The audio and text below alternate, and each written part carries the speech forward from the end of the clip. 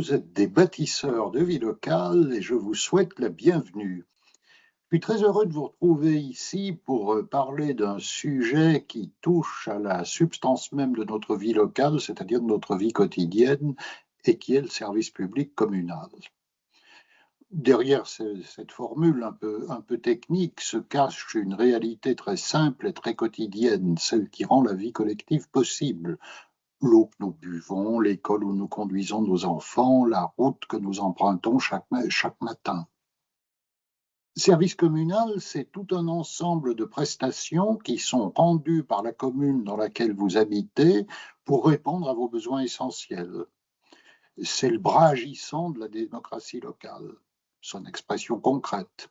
Chaque maire, chaque conseil municipal traduit à travers cela sa vision du bien commun par des actes qui sont extrêmement concrets, qu'il s'agisse d'ouvrir une crèche, d'entretenir une voirie, de soutenir une association culturelle. On distingue traditionnellement trois grands ensembles dans l'organisation des services publics locaux. D'abord les services administratifs, tels l'état civil ou les affaires scolaires, puis les services techniques, la voirie, l'eau potable, l'assainissement, les ordures ménagères, dont certains sont rendus au sein de l'intercommunalité.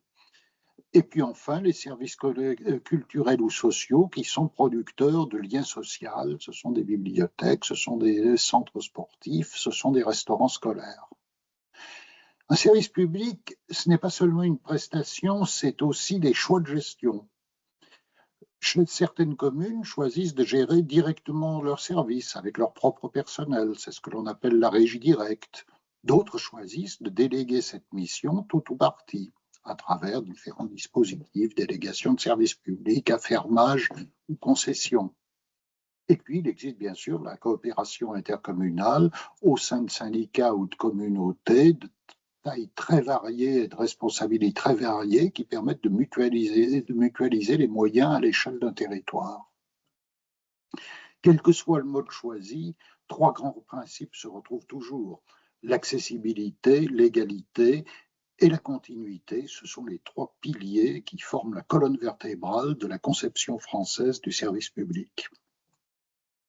Gérer un service public revient à un exercice d'équilibre et de lucidité parce qu'avant de décider, bien, il faut connaître.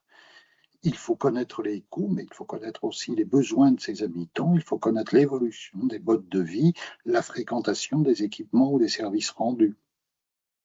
Et si un service public n'a pas vocation à être rentable, parce que s'il l'était, bien le privé le rendrait aussi bien, il doit cependant être soutenable, maîtrisé et transparent.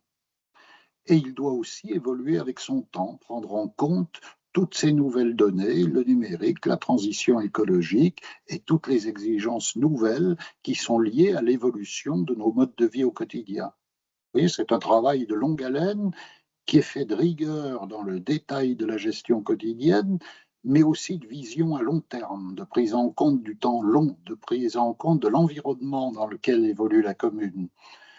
Gérer le service public, au fond, c'est penser le futur immédiat de notre société à l'échelle des territoires. Alors, si vous préparez cette aventure exaltante que sont les élections municipales de 2026, eh bien, vous allez vous poser ces questions décisives. Quels services souhaitez-vous renforcer? Lesquels souhaitez-vous moderniser, partager avec d'autres, inventer?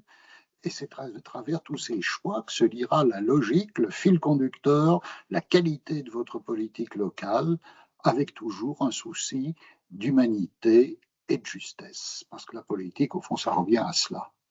Pour aller plus loin, eh bien, je vous invite à consulter notre livre blanc qui est accessible via les liens qui est indiqué.